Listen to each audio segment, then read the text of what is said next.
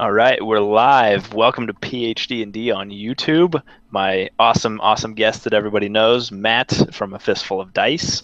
We're going to do a little world building workshop here. We've done one before. I don't even know when we did it last, to tell you the truth. I think it was like 5 or 6 months ago, honestly. We figured it Because was time. because we did our world building panel for BrigadeCon last year, and then a few months later we did another hangout, and now we're doing this one. That's right. That's Initially right. we were like, we should make it a monthly thing, and then it was just like, no, that's Yeah, not gonna work. yeah, that gets tough. So Yeah, we've got a ton of questions. We've got a couple topics, um, but feel free. I want to say the Q&A is on, but who knows? That thing works when it wants to.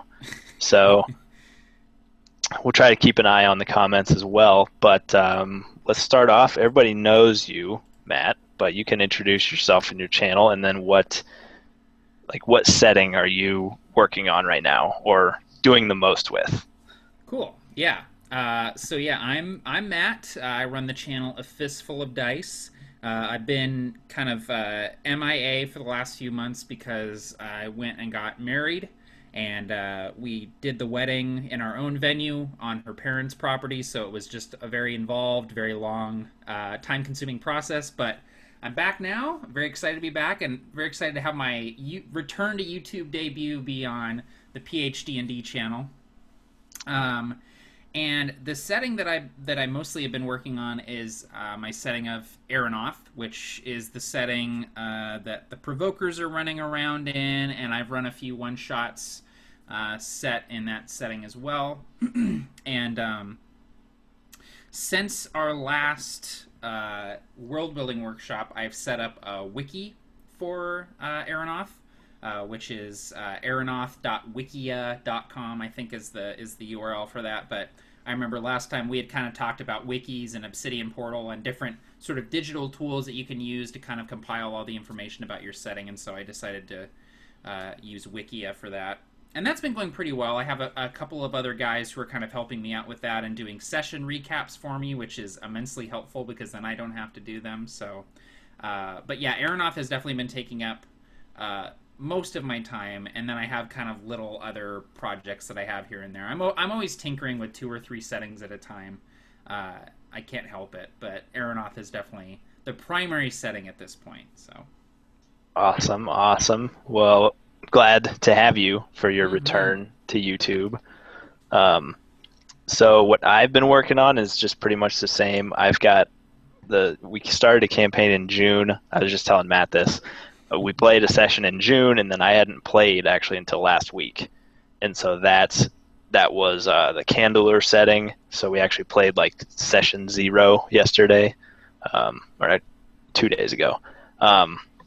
So I've just been working on that, and then I'm doing a little one-on-one campaign just through Facebook, like a play-by-post Oh. with one of my players. We started that kind of in the middle of the summer just because we weren't gaming very much. So we're like, yeah, we'll just have like a Facebook group where we could just play whenever we get a chance to respond. So that's been kind of fun. Oh, Um, interesting. I actually would like to hear more about that at some point if we have time because oh I've yeah, never done D&D play by post. So it's a first for me, but it's a lot of fun actually. cool. Right So on. we can get started here. Like I said, put some comments in, questions you have. You can send them to Fistful of Dice Facebook page or PhDnD Facebook page, and if we have time, we will get to them. We'll try to condense them if there's some that are very similar. But the first thing I think we should talk about, and this was Matt's idea, is factions in organizations in settings and how to make them, I guess, how did you word that? How to make them kind of continue in the world, how to make them seem real regardless of what the players are doing. Yeah, well, and just the idea of your players not existing in a vacuum, and like the idea that the world is still moving forward and happening, even if they're, in a dungeon somewhere or off in a corner of the world doing something on their own. Like that country in the far north that's 1,000 miles away, that country is still there. The people are still living there, and things are still happening, and so I think that's something that that I've struggled with in the past and something that I've been trying to work on is the idea of having factions and organizations and kingdoms and just the movers and shakers of your world still doing stuff even if they're not actively involved in the campaign, and sort of keeping that in the back of your mind as a dungeon master. Definitely. And I think that's where it splits off from like video games big time, where like video games, that town in the north is just waiting for you to get Yeah, there. Like yeah. one thing might change based on what you do, and then they're just waiting to say what they've been wanting to say the entire time. Yeah, Um, exactly. They're just sitting there waiting to load until you come up over the hill, and then they can finally come into existence. Yeah. exactly. So like one thing I do for that, and I got this from SlyFlourish.com, and I don't remember. I think it was in an article. I was lucky enough to talk to him once, and that might have been where it came from. But he said, like at night before he goes to bed, especially like after a gaming session, like on game night, he will take like 2 minutes and just pick one or two like really important NPCs that are not in the area the party's in, and he'll just run it through his head like, okay, let me picture that NPC going to bed right now. Like, what are their plans for tomorrow? Mm-hmm. What did they accomplish today? And that helped him really put the focus on them, but still be able to. I don't know. He had the session just that night for Right. the party, but he's still able to disconnect and say, okay, what did this guy do today? What's he planning tomorrow? And he does it that way, just as he's going to bed, because it actually is a lot easier. I mean, you Yeah. think about the day and what you got ahead tomorrow, and that's the way I've started to do it, at least, and that has helped me actually quite a bit. Yeah, that's a really awesome idea, and it makes it so that it's not super overwhelming because you're just focusing on one or two non-player characters. You know, you're not thinking about what is everyone in the entire world doing right now while the party is elsewhere. It's just what is this guy doing and this person doing, and Hmm. I think that is a good way of going about it because it allows you to kind of focus in on those one or two people, and then the next time the party runs into those people and they're like, "What have you been up to?" You're not just like, just been working in the blacksmith shop." You can be like, "Well, actually, we had some goblins come through and I fought them off, and Hmm. I designed this new weapon. If you guys want to check it out, and then you have stuff for future sessions as well, and uh, that can only be a good thing in my mind. Yeah. Oh, definitely. And I have like traveling. I do a lot of like traveling NPCs.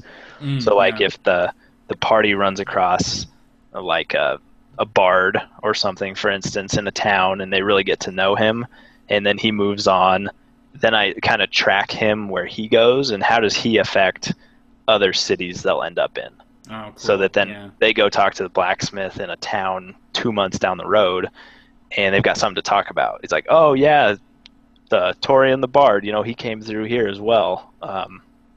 He's talking about all this, and so it can connect the party to those new places, but it still gives those new places their own. It happened there too. Right. Well, and that just makes the world seem more alive too, because the players start to realize that there are other people moving around this world and adventuring and doing things, and it's not just us. It's like I was saying, like they don't exist in a vacuum. Yeah, It's not like the world extends 60 feet around them in all directions. Like it's everywhere things are happening. So I like the idea of having the traveling NPC kind of affecting things. That's another thing that I've kind of been thinking about in my world because there are a couple of NPCs that like the provokers have encountered, and I have to think about like what are they doing, especially because in the setting currently there's kind of this war going on where the provokers are, and it's like the provokers went to the dwarven city of Stone Rift, and they like met with the king there, and like the king basically pledged his army to them when they need it, and so the provokers aren't there anymore. But now I'm thinking like what are the dwarves doing right now to prepare for war? Like what is happening in the city? Like are they making any moves towards entering this combat? And like just thinking about what would the dwarves be doing strategically here, because it's not like when the if the provokers go back to Stone Rift, they're going to be like, what have you guys been doing? Like, there's nothing done. Like, there's no, you guys are not ready to go to war. You know, they would be doing stuff. So it's Yeah. kind of forced me to think about that, and that's actually what kind of spurred on this topic was me having to think about that, especially with something as widespread as a war, or you know, a widespread conflict like that. Yeah, and that's a good thing to think about. I guess I think I simplify it too much sometimes. Like, where I'll just pick like one thing and be like, okay, well that happened outside of them. But then I get caught in other areas, like you said, they show up and like, well, what have you been doing the whole time? Loading. We've been buffering over here. Yeah, We've had so low latency over in this area of the world, so yeah. And then the easiest way to do it, and it doesn't do it on a big scale, like I guess you were talking, this is like a pro tip for beginners, if I would say it. When I started, I think I read it in a Dungeon Master's Guide for 4th edition probably, where you give them these hooks, and then, you know, they bite, they pick one, will do something with the other ones that they yeah, didn't. Like, make those still happen, not just like, oh, well, you didn't go kill those goblins, so they're just gonna wait for you. Like, make those yeah, goblins like kill somebody or steal something because the players didn't take care of it. absolutely. Yeah, and that makes the decisions have more weight to them as well, where the players actually have to, you know, stop and sort of take stock of things, or maybe in your example, maybe they didn't go kill those goblins and someone else dealt with them, and now there's another, you know, adventurer who's, you know, well known in this area or something like that. So there's lots of different avenues that you can take it. Oh yeah. And when I say things like, you know, I got to think about what the dwarves are doing, like I do think about the dwarves as a whole, but mostly I think about, like you're saying, those key NPCs. Like, what is the king doing, and what is the captain of the rangers doing? Because those are the two guys that are kind of the main dwarven NPCs in the campaign thus far. So I do tend to focus more on the characters rather than like the culture as a whole, I suppose. Yeah. Because it's not like the dwarves are a wave that just act as one sort of swarm of things. They're being directed by important people, and that's what I like to think about as the people rather than, you know, them as a whole. Yeah, and that's a good way to not get overwhelmed with it. Mm-hmm. Pick that NPC who's gonna make the biggest difference anyways. Don't feel like you've got to take, oh my gosh, what has this entire society been doing? You know, I don't want them to all do the same thing, but we'll just pick the key NPCs, and that can usually, you know, give you the waves of what else is happening. Exactly, because by and large, the society, for the most part, they're all getting up and going to work like every day, you know. But there's Yeah, these key NPCs that are kind of shaking things up, and those are the people that you want to focus on when you're thinking about what's happening outside of the scope of your player characters. yeah. So the next question that I'm going to throw in there, Yeah. and then I'll let you throw one in, is we talked a little bit about how do you introduce either new mechanics, or how do you mechanically make one setting different than another, or do you even do that? Do you just make story elements different? Right. And what you're talking about there is like the idea of having specific different kind of rules for different settings, like Dark Sun had psionics, or like Spelljammer had the space travel, and like certain settings have different stats to them. Like in the 5th edition Dungeon Master's Guide, there's options for sanity and honor, I think, are the two other ability scores that they put forward, and then there's options for like piety if you're doing something where the gods are really involved and stuff like that. Yeah, So I think stuff like that is it's like a way to set your setting apart immediately, like on a surface level, like oh, this setting is different because there's actually a sanity score, and you can go crazy like in Call of Cthulhu, or this setting is totally different because there's no arcane magic, it's all psionics, like there's no like wizards in this setting or something like that. And that is a really good tool that a DM can use to set their world apart, but it's also something that you have to use like sparingly, because if you go into a setting and you're like, okay, so it's psionics, there's firearms, there's like laser grenades, there's and also there's sanity, like and honor because there's samurai flying around with jetpacks. Like all of a sudden you're just like, okay, whoa, hang on, hang on. There's too much going on here, and so I would say that it's one of those things that what's the phrase? You have to do it with a steady hand, with a careful hand, with things like mechanical changes. And personally, I've never futzed around too much with that. But I'm curious to know if you have, or if you've considered doing something like that. In the past, with I guess mechanically, I have not done anything major. It's been more recent that I've thought about that. Like, what could I put in here that the players are going to remember specifically about this setting on a mechanics level? And so I was watching a video where they were talking about using Dungeon Crawl Classics for 5th edition games, like pulling certain things out of there. Right. And so I bought it to take a look. I got totally overloaded. Yeah. Like you said, I was like, all right, I'm going to put this in there. I'm going to put this. I'm going to totally revamp the entire magic system. And luckily, we had a large gap in our gaming, and none of that actually made it to the table. You came to your senses before it could happen? I did. And so I kind of had this, like, epiphany with gaming where I was like, I'm making things way too complicated everywhere. Yeah. And so I picked, like, 1 or 2 things that I really liked from DCC, and I put those in. So I'm like, okay, in this new setting, and there's a story reason behind it, but magic is a lot more unstable than in any other setting I've done. And so they've got there's a mercurial magic chart. Oh yeah. Where, you learn a spell and it works differently for different people, I guess. You have a chance to have it work specific to you, and magic can get a lot more out of hand. And so I just put in some mechanics to kind of reflect that. But I did not revamp it like I was gung-ho for about a month ago.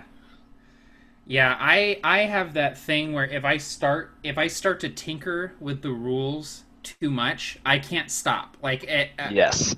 What you're describing here kind of happened a little bit with my I think I mentioned this in the last one, but I have this kind of setting that I work on kind of on the side called Estia, which is kind of my ancient Greek, like Greco-Roman inspired setting. And I had this system in place where player characters are called paragons, and they've been sort of touched by the gods, and so they're better than a character, a regular character. And so I started writing okay, well, they're just going to start out with better stats, and they'll have max hit points. That should be good enough. That'll make them feel hardier and a little bit tougher and better. But then I was like, ooh, no, they should have limited spellcasting ability based on the domain of their god. And so then I had this whole list where it was based on the god that you were serving as a paragon, you get such and such spells. But if you're a wizard, you can still take a cleric spell from that domain, and if you're a cleric, you get an extra domain spell, but it doesn't count towards your spell slots. And I'm writing all this down, and then I'm okay, no, I need to get rid of all of this because I'm making it way too complicated, and I'm not adding anything of worth to the setting. You know what I mean? There's a balancing act where it's how much work is involved, how much attention is going to be required to make this work, and how much is it adding to the setting? Is it really improving it that much? And I think you have to reach that point where you're nope, it's too much, and then you just take it away. That sounds exactly like the mindset I was in. Yeah. Yeah, you get to a point you're okay, I've got this super complicated homebrewed system. Yeah. And I'm not sure if I'm including it just because I really want to see it, or if it's actually going to add anything at all. Yeah. And so I hit that point and I was just nope, players are going to be so confused. There's going to be no payoff. And I'm totally okay trashing all of this at this point.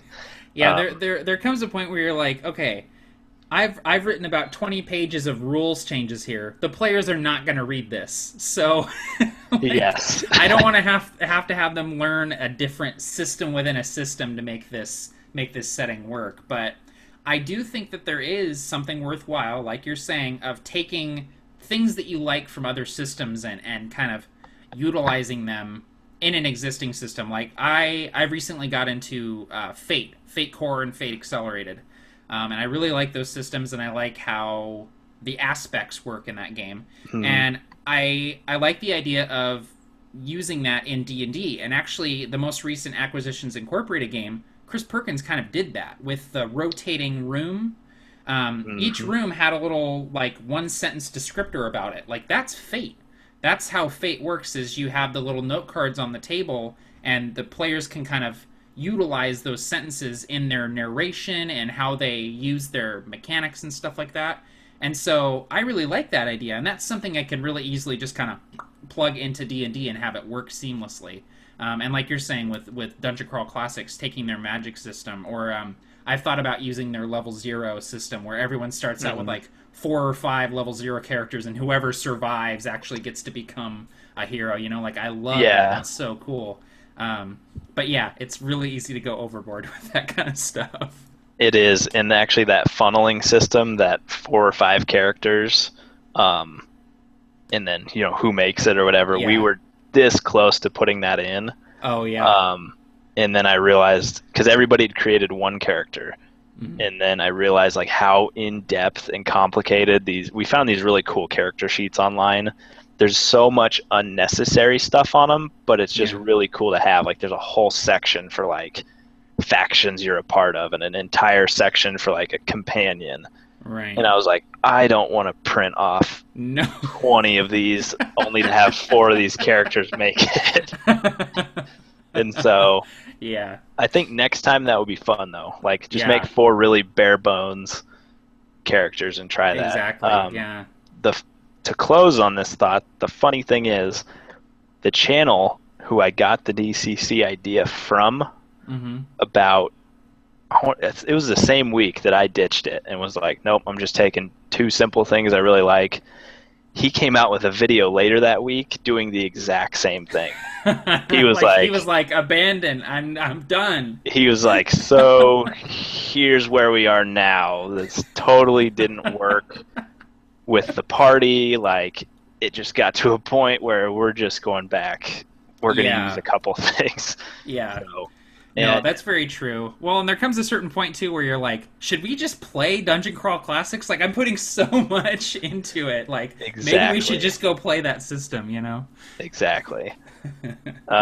So yeah, so I'm glad we both had some experiences with that. And let that be Yes. a lesson to everyone else. Keep it simple. And I feel like a lot of people too, just really quick, have this mentality of like, well, I put so much work into this, so I'd hate to have to not use it. It's not useless because you learned a lesson, you learned something, you know, in doing that, Mhm. and so it's okay to not utilize things that aren't going to work, even if you put a ton of work into them, because anytime that you spend creating or thinking about the game is time well spent. It's not time wasted at all. Oh, absolutely. Failures are one of the best things, Absolutely. especially in something where it's not dangerous to fail. I should put that Exactly. disclaimer out Yeah. there. At skydiving, not so much. D&D, it's fine. Very good example. Very good example. Um, so, so yeah, you said you had some questions from Hmm. some viewers. You want to toss I up one of do. those? Yeah, I will. Let me pull one up here. Yeah, I got quite a few questions on the Fistful of Dice Facebook here, so let's see. So the most liked one. The most liked question is just James Carney from Tabletop Terrors asking me how does it feel to be a gangster, so I'm not going to answer that one. Yeah, we can't Um, go into that. no, I can't. I can't talk about that here. Um, Here we go. The next most liked one is from Ben Fisher, who asks, how much of a world or region do you build before a new campaign starts to allow for some player agency and sandbox, but not overplan it? Actually, I think we talked about this quite a bit in the last world building workshop, where we both kind of talked about how we tend to think about like like the world as a whole, and then zoom in to one point where they're going to start and allow it to grow kind of organically from there. Exactly, yeah. Having like some definitions around the outside, but then really just build where they're starting. Exactly. It's like I know there's an elven kingdom up in the north, but I'm not going to worry so much about it until it directly affects the players, or until they get close to it, or until it's kind of pertinent. So Yeah. yeah. And then we've got a question from Sam Edwardson, who says, oh, this is a good one. This is one we could get into here. Cities. How do you go about making a fantasy city from scratch? Do you have a method, or just come up with the basic idea and see how it goes? How much detail would it require, and how deep do you go? Also, what is it like to be a gangster? Damn it, Sam. He snuck it in. He snuck it in. I should have read the whole question before I started reading it. Oh, man. I'm going to throw this to you, Kirk, and ask, like, how do you go about developing a city for your world? I feel like there's a bit of an art form to creating cities. So. There is, yeah. So I start with like a skeleton, basically, of every city, and I do this, otherwise I totally just get lost in my own thoughts. But I always start with a little direction, like, okay, size. Is this 25,000 citizens, or is it like 1,200? Just get an idea. It doesn't have to be exact. I just want to know, is this a large city, small town, village? What is it? From there, then I create, okay, what's keeping this city afloat? So this can be like its location. Is it on a river? What's one major thing that they can offer that they're still around for? Is it like lumber or whatever? Or is it just on a major trade road? So one thing there, and then I usually come up with the defenses of the city. Especially a lot of the settings I try to make are more dangerous, so it matters more, I guess. That wouldn't matter in every setting, and then I just come up with an NPC. That's where I start, and then each city has been kind of different. I'm getting into mapping them out more now. I didn't used to map them all out, but I try to have at least a very basic drawing for each of them now. Like, okay, even if it's just like a big circle, and like, okay, the castle's at the back, and markets up front, whatever. Yeah, that's really smart. That's something I need to do more, is actually mapping it out. Even if I only have a vague idea of where things are, it's good to have. But yeah, I usually start very very similar to how you do it, Kirk. I kind of start with like very just simple skeleton, and I think about why is the city here? Like, why 1,000 years ago did a bunch of people stop and say we're building here? Like, there has to be a reason. There, a resource or a landmark, or why is the city here? It could be something as simple as, well, it's on a river and it's close to the woods. Or it could be, this is the site where, like, we believe that our god died, and so we built our city here, and having that starting point of why the city was even put in that specific location can give the city a lot of flavor and give you a good direction to go on, because it's pretty rare that people just go, well, this seems as good a spot as any, let's build here. Like, usually there's a reason for it. So kind of going back and looking at the city's origins or the city's history can go a long way, I think. So. Oh yeah, absolutely.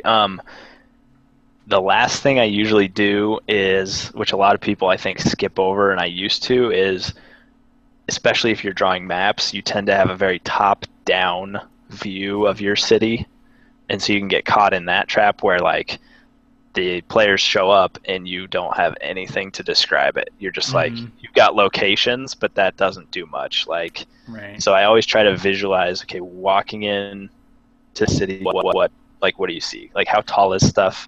What do you smell? What do you hear? Just a couple things there, because you've got to picture yourself walk down the street like once. And just have some kind of idea what it actually feels like.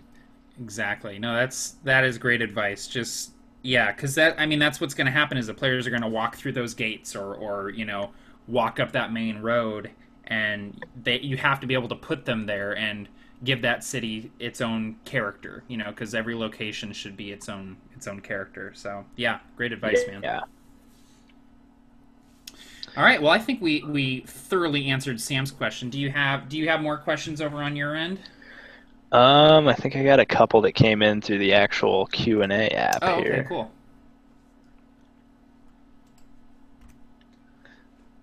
All right. I don't know if we've actually talked about this or not. Do you ever use any sort of roll tables or have any reference for types of roll tables used in specifically in world creation or inspiring world creation? So I'll throw that to you first. So I am a huge fan of randomizers, whether it be roll tables or I'm currently super into randomizer dice from like RPG Shop. I have just a pile over here of like just all kinds of dice and dice with images on them and stuff like that. But for world building, I've never really utilized things like that. The random aspects of things tend to come in the smaller things. The characters, the plots, the events happening in the world. That's where the randomizers kind of come into it. But as far as the world goes, I haven't done that. But I wouldn't be opposed to it, and I think it would be an interesting thing to have some sort of world building rule table and see what you come up with. It might be something kind of cool. There might be a way to. I don't know if this exists, but there might be a way to have a roll table where you decide what races are in your world and where they are and what their relationships are. Like maybe you could roll like, oh, okay, there's orcs and humans and dwarves, and the dwarves and the orcs like each other, but they don't like the humans. And now all of a sudden you're like, okay, why is this? Why is this the way things are in this world? So yeah, I haven't ever done it, but now that I'm talking about it, I'm like, oh man, somebody should make a world building roll table. That sounds really cool. Yeah, it does. I'm a huge fan of the randomization too. Like, I had a talk the other day actually with Rob, the Swamper from Yeah. RPG Brigade. He doesn't like it. He is totally against it. Like, it was a really good conversation because we're very Yeah. similar, but so opposite on that one thing. Exactly. Yep. Um, Yep. but I've used I guess for world building, not a lot of tables. Um, let's see, the one I did use in the last setting was in the Dungeon Master's Guide for 5th edition. It's on page 18. They actually have a table for forms of government. Oh yeah. And so I don't stick to it like 100%. Like, I'm not just going to automatically take what it gives me, but I did roll a couple for fun to just be like, okay, which was a good one that I had? I think democracy. I think I rolled a democracy. Mm-hmm. And so I created an actual like gnome democracy Oh, that's um, cool.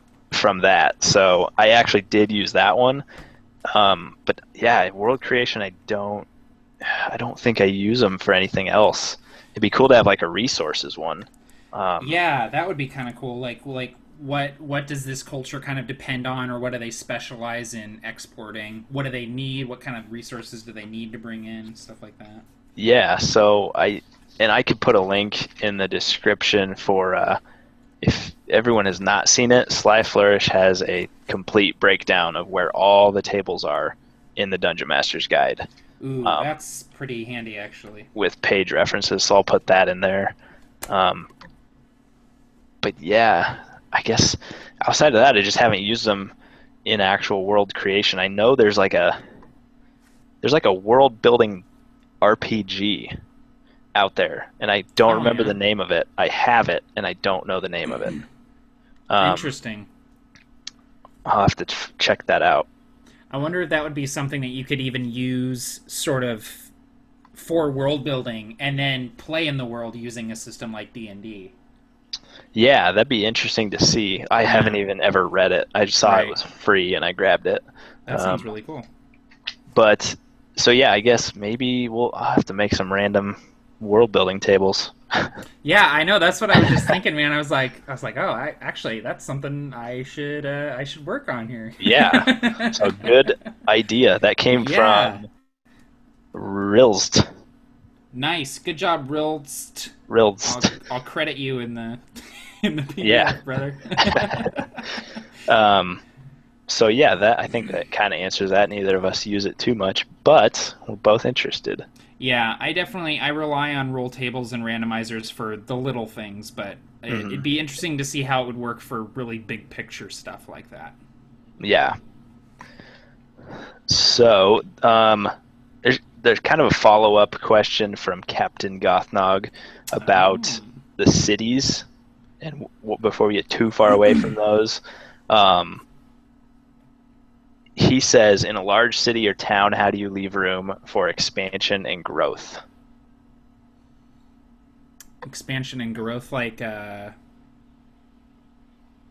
for the players to like discover things, or for actual expansion and growth, like we want to open a tavern or something like that.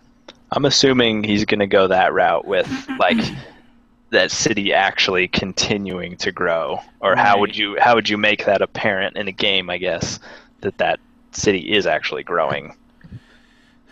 I suppose I would, if I wanted to illustrate the fact that a city is progressing and growing and sort of expanding. I suppose you could narrate, as the party is going in, you see that there's scaffolding on the walls, and it looks like they're building the walls higher or building outwards, and you see that there's a bunch of laborers carrying bricks and stuff to the this side of the town, or it'd be interesting too to think about, because it is a fantasy world. How would a city expand if it wasn't able to expand outwards?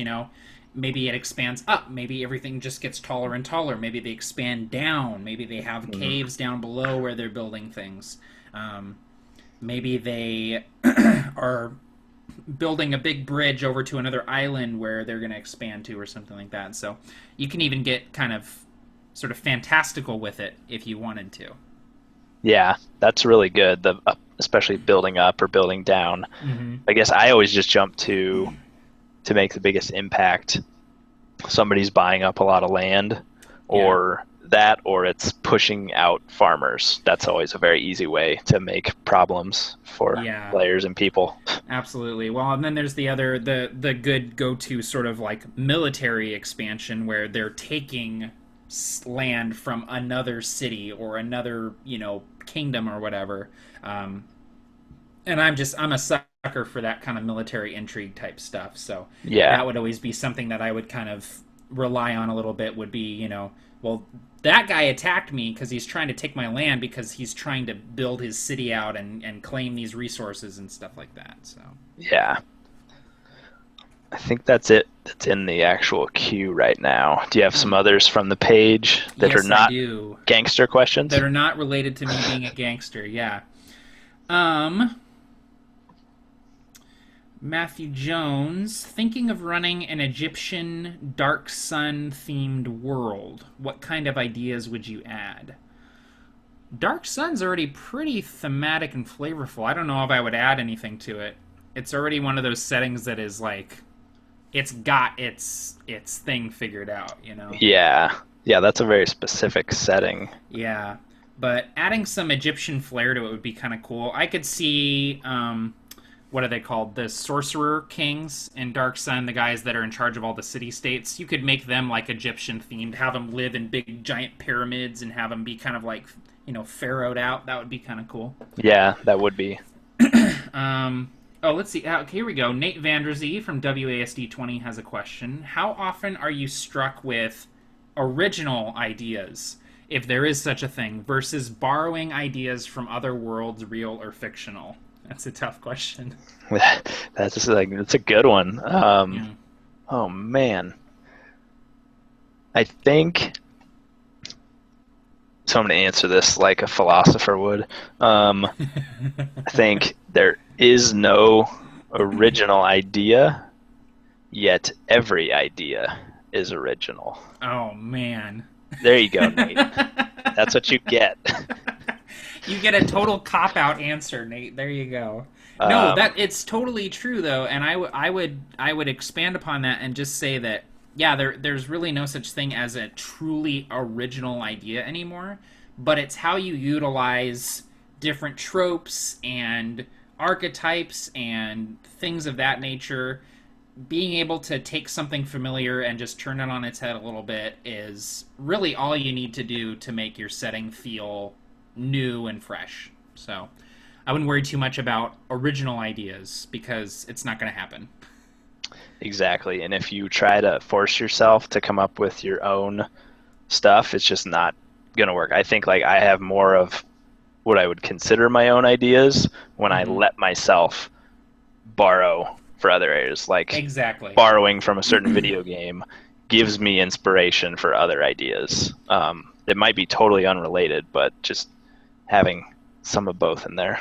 Exactly. Yeah, it's you can take something totally unrelated. You can take I want to take these aspects of like The Sopranos and put them in my D&D world, and so you can take things that are not fantasy related and put them, you can take science fiction or whatever and put them into your D&D world and just kind of skew them a little bit so they fit. And that's a good way of sort of adding in, quote unquote original ideas into your D&D world, because it might Yeah. not be an original idea in the grand scheme of things, but it might be pretty original as far as D&D goes. Yeah, that's true. Very true. Let's see. Do we have any questions in the YouTube comments? I can check really quick. Let's see here.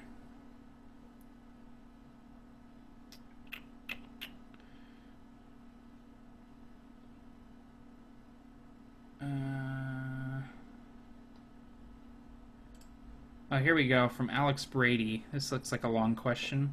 I would like to breathe life into my campaign world and make the illusion of a rich and complex environment evolving around the PCs. The thing is, I don't have loads of time. Prepping individual sessions already takes me a couple hours a week. Also, even if I did have tons of time, I wouldn't really know where to focus my efforts to achieve those goals. Just creating a ton of content for my campaign world, NPC backgrounds, history, etc., doesn't really do the trick if it's just sitting there in my notes and not delivered to the PCs properly. So I guess what I'm asking is if you guys could focus on some tricks, techniques, examples that take less than 10 minutes of prep and that can be seamlessly integrated into a session to give the PCs a taste of the world around them. Thanks in advance. I'm tempted to kind of refer back to, I think it was last time, but maybe it was the BrigadeCon panel where we talked about focusing on the little things, describing, food and Hmm. smells and, the kind of wood that the table is made out of, to make your world seem alive and kind of unique. So worrying less about the history of the world and the complex political machinations and more about like what does this like barmaid do for fun? Like think about that instead. Yeah. And I think you said it earlier tonight, and when you said, is with the mechanics, is this adding anything to the actual world? And so I Yeah. think when you're in this case where he says he's got all these notes, um, all these notes don't do anything if they're not delivered. I think that's a good point. And instead of spending time making that full cosmology and history and all this, make sure you're thinking along the way, like, okay, what's this actually adding? Are the Yeah. PCs ever going to find this out? Or am I just doing this to do it? And if you have time, that's great. Some people like writing all that out, but it sounds like if you're trying to condense it, go for the stuff that's really going to impact the players more than anything. Yeah, exactly. Well, and if you have all of these notes and you're worried that the PCs aren't going to encounter it, then take your favorite stuff and put it in front of them. Like put stuff in their path. Like you're the dungeon master, and even if you decided yourself that this NPC is up in the far north, but you're like the PCs are probably never going to make it up there, just move the NPC down. Like put him down there. Yeah, Um, make the world that you and your players want to explore, and don't put like self-imposed boundaries up in front of you to keep that cool thing from happening, because you want the stuff that you're inspired by to be the stuff that's happening in your D&D game. You don't want to just save that for later. Like, oh, I don't want to use that now. I'm going to save it for later. Use it now. It's cool now.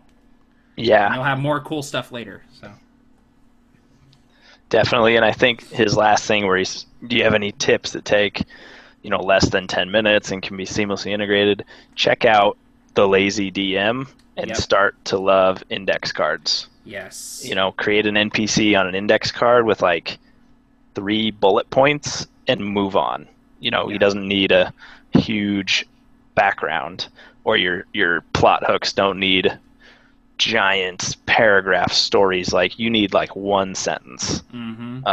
for those types of things, and I think that sounds like it would really help out. Yeah. Lazy Dungeon Master is probably, I mean, probably the most important book that I've ever read for my personal DMing style.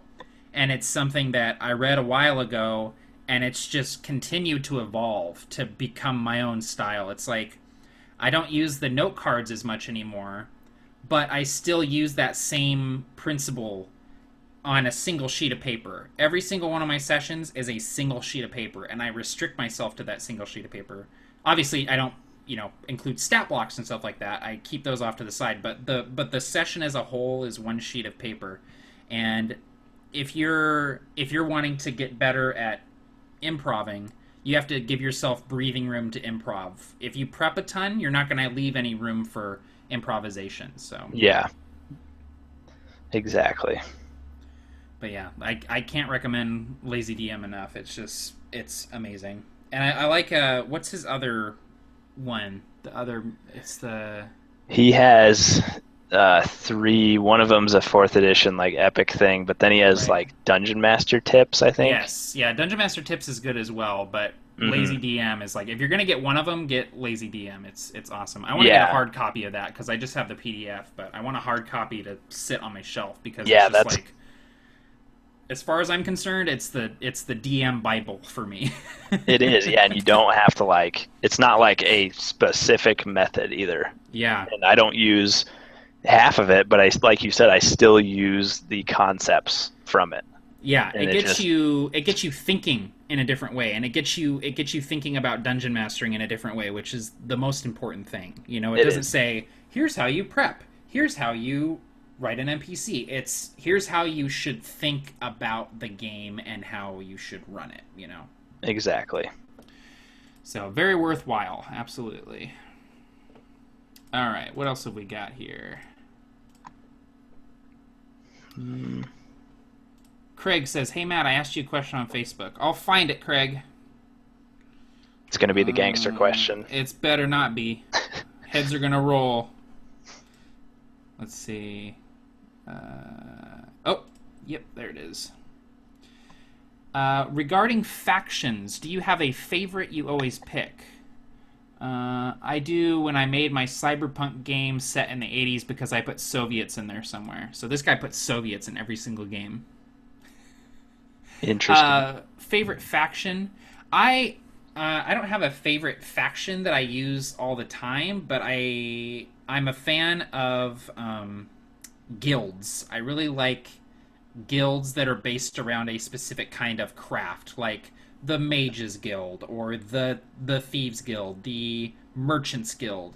I just like the idea of an organization that is sort of a government in and of itself and can sort of operate as a sort of neutral kind of entity in your world. So I really like guilds a lot. Ever since the Magic set Ravnica, I was really into Mm, Ravnica, and the setting of Ravnica is this: it's a city, a world-spanning city that is run by like 12 different guilds that all have different sort of motives and stuff like that. So I really mm. like guilds.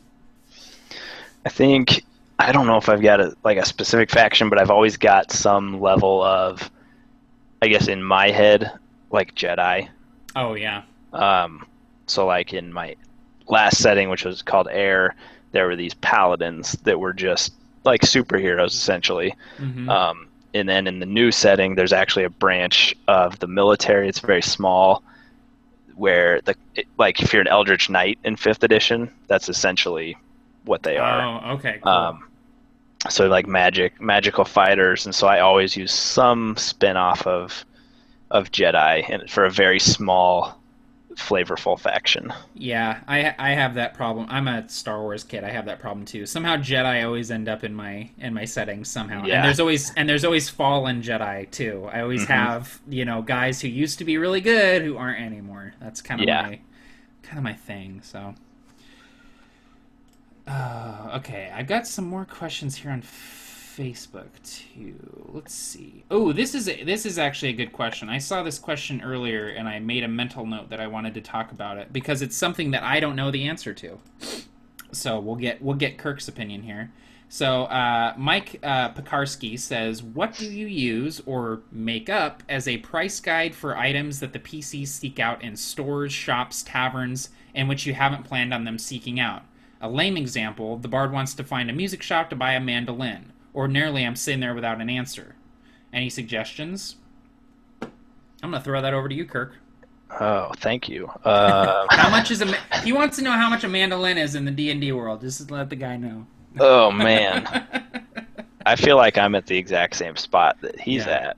I've had them come up where they're like, where I've done it, where I've tried to find it in the book, and Mm. 5 minutes later, everybody's totally out of the game. And Yeah. then I've also done it where I've just, off the top of my head, made up an answer. That Mm. usually works. Yeah. Honestly, it works more than you think. I've botched that many times where they're like, for an example, I use the mandolin, be like, okay, that costs that much, but like a steak costs this much, and then I'm like, yeah, there's some Yeah, inconsistencies. there's some weird stuff going on with money here, man. Yeah, so usually I'll just make that up off the top of my head, or pick like a weapon. Mm-hmm. Just be like, okay, mandolin, I don't know, short sword. Yeah. It's the short sword of the music side, and then The just mandolin is the short sort of instruments. and so then you just give them the price for a short sword or something. Right. Yeah, no, Or that totally works. you could cop out and just be like, oh, well, this town has like the best mandolins in the world, and you could make like a whole thing of it. Like, what are those really expensive violins? The like Stradivarius. Oh, yeah, right. Be like, these are like Stradivarius. Like, you can't afford them. Be like, they're Mm-hmm. 1,000 gold pieces. You're level 1. So Exactly. that's a cop out, but I mean, you could spin it off into some actual interesting fact about the city. Exactly. And Um, I would say too, another way of looking at it is don't look at it in number of gold pieces, but think about copper, silver, gold. So we have these three different kinds of currency in D&D, and copper is like what you pay for like a cheap meal and a cheap room, and you're flipping coppers to peasants left and right because they've only ever seen coppers. Silver's like, okay, you're up there, man. Like you got some silver. A silver's like what you would pay for a really nice meal or a nicer room at an inn. And then gold is like noble money. Like a lot of people never see gold in their entire lives. And so if someone says, I really want to buy like uh, a nice like I'm trying to think of an example and I can't get off mandolin. But if someone was like, I want to buy a really nice smith's hammer, and you're like, okay, so a smith's hammer, it's different than a hammer weapon. Let's see, copper, silver, gold. It would probably be silver or gold. So then you start thinking, not so much in pieces, but in the type of currency. Because mhm, once you get down to it, the number of pieces don't matter unless you're talking about like buying something that's over 100 gold. that's very So true. that's how I kind of like to think about it. But I can never just off the top of my head know exactly how much something is going to be. Yeah. Um, so, like you're saying, Kirk, and you can always come up with a reason why it's this cheap or this expensive. Mhm. Like, well, this mandolin's 1 gold and it doesn't look like it's in great shape, or this mandolin's 25 gold and it looks like it might even have some sort of like elven writing on it or something like that. So, Yes. yeah, you can always come up with a reason why things are the way that they are when you're backed into a corner when someone's trying to buy a mandolin. See, we don't always have the answers, but we can eventually talk our way into one. Yes, exactly. Exactly. That's exactly how it works. And if you do it right, the players won't even know the difference. They'll be like, Yeah. that dude had that written down behind his GM screen. Like, if they ask about mandolins, here we go. Like that, I have those notes just in case. They will think you are such a good DM. Exactly. Exactly. That's the idea, the illusion that you're a good Mhm. DM. That's how it goes. All right, let's see here. I think we've got time for a couple more questions, huh? Yeah, I'm good. We're about, well, 6:55 where you are. Yeah, 6:55 where I am. Let's see here. Do, do, do, do. Here we go. I know Michael Lasham asked this a few times. I think he asked it on a couple different posts. When world building, do you fit the lore to the campaign or the campaign to the lore? I'm not sure what that means. Fit the camp. I wonder if he's talking like the lore of the setting. It's Mm-hmm. like the history, setting, Oh, and then the story, maybe. like When is he does? like do you have the lore factor into the campaign, or do you have the campaign create its own Oh, lore? okay. Maybe. I don't know. I don't That's know. a Maybe. that's a very good way to spin it. Let's take that one. Okay, cool. Um, so I like to create a decent amount of lore just because I like world building. Mm-hmm. But in the end, to be truthful, a lot of that never needs to actually be created. Yeah. If you've got some broad strokes where you know the general things, you don't need to know each deity, their whole domain, like history, all this. You just need to know, okay, are there deities? Are there multiple? Okay, there's probably one for war and all this. Just general outlines. But then I think you have to leave some room for the campaign to create its own Yeah. as well. Or I don't even know if it's the campaign, let the players in some way. If they want to just help write the lore, even, Mm-hmm. it's going to be just as big of a payoff for them just to get involved. Like I had a prologue to do that where I let them, they had an A or a B choice they had to make in this campaign prologue. And Matt, you actually wrote this. I don't know if you know this. Um, in that I'm hook, not aware of this. in the plots, what is it? The plots, encounters, and hooks thing that was released Uh-huh. last year. Your Uh-huh. little fallen star story. Oh, yeah, with the dwarves and the elves. They had to pick which side they fought for, Oh, and cool. that actually created a huge, you know, part of the lore. Like who won that battle created all this other stuff. But I wanted that Oh, to be in their hands, so they were this right. party of adventurers for one session only. Before the campaign started, and I was like, okay, here's the situation. You see this happening. What do you do? And they chose a side. That side ended up winning. They did a big high level fight, and that created a huge chunk of the lore. So I think you've got to put some of it in their hands one way or the other. Yeah, absolutely. And that's, I mean, most of the fun of D&D for me comes in the collaboration aspect. So as much as I enjoy hunkering down at my computer and writing about my world and coming up with lore and stuff, I have more fun in game talking with the players and having them come up with stuff. And having a good example is like um, Juice's character in the Provokers, Brasswick. He's from the kingdom of Bardoth, and I knew that there was a kingdom called Bardoth, but I didn't know anything else about it. And like Juice just came up with stuff like, okay, well, I think the hill dwarves like built their city like in the side of this big hill, and they have like ballista like everywhere to help defend the city from giants, and there's barbaric halflings, and I'm like, okay, awesome, that's perfect, like that, bam, Bardoth is done. That's so much flavor and stuff going on. And so leaving those kind of like those places that need to get filled, those little spots those blanks that need to get filled in, leaving that up to the players is important for them to be able to create the lore, and be able to affect the world in a way that is outside of the game. And yeah, Yeah, absolutely. and I think it wraps them in a lot more too, because Yeah. they deep down like they're waiting until their little piece Mm-hmm. shows up in the campaign, and so they Exactly. become much more attentive to everything. Exactly. Yeah, it invests them more. Hmm. Absolutely. And I love your idea, Kirk, of actually having a prologue session to affect like the rest of the campaign. And Hmm. it's cool that you use my falling star encounter from. Was They that they loved it. that was in the Brigade Con supplement from last year, I wasn't it? think so. Yeah. Yeah. Um, Cool. so yeah, we just took it straight out of there, and they loved it. It gave them a Right on. taste of like high level fifth edition fighting Yeah. and the rest of it, like I said. Yeah, that's awesome, dude. Right on, right on. Okay, do we want to do one more question? Yeah, let's pick the MVP question. We'll call it that. Okay, cool. Do you want? I've been picking questions left and right. Do you want to delve into the comments and try to find one? Yeah, I just refreshed it here. Let me see. Okay.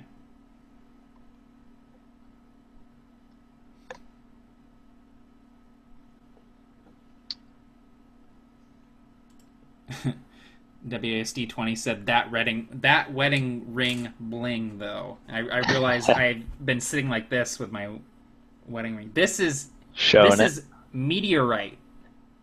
Really? Yeah, it's meteorite and fossilized dinosaur bone. That is awesome. So my wife is the coolest.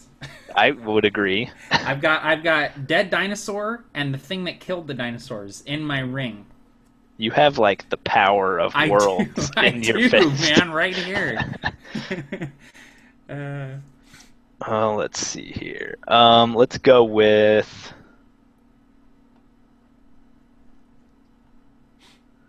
All right, let's go with this one because I get this one a lot. I feel like my cultures feel kind of flat and one-dimensional. How do you make interesting overall cultures?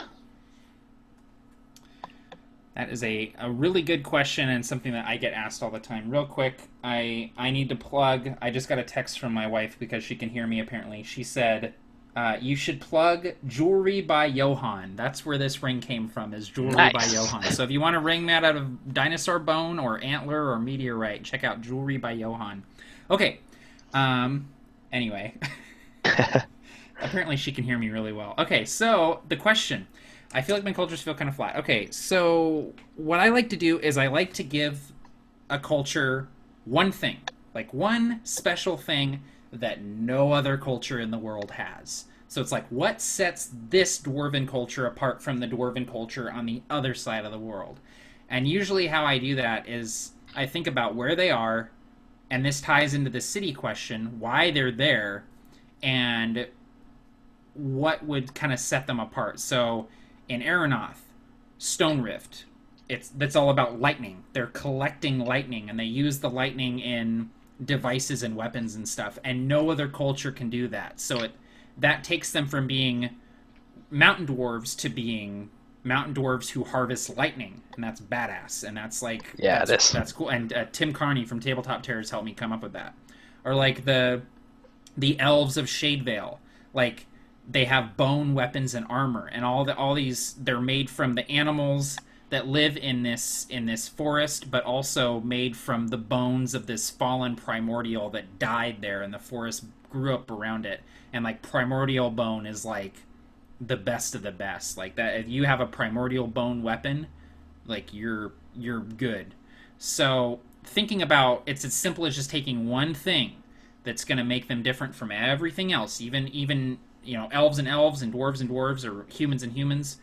Just think about one thing that is going to make them unique and particular, and like carve them a little place in the world. Yeah, that's a really good tip. Just find that thing that you can just emphasize about them. And I would say I do this with locations, but I think it would apply to this to cultures as well. As the 3 Fs, you want to make them fantastic for fantasy, obviously. Functional and familiar.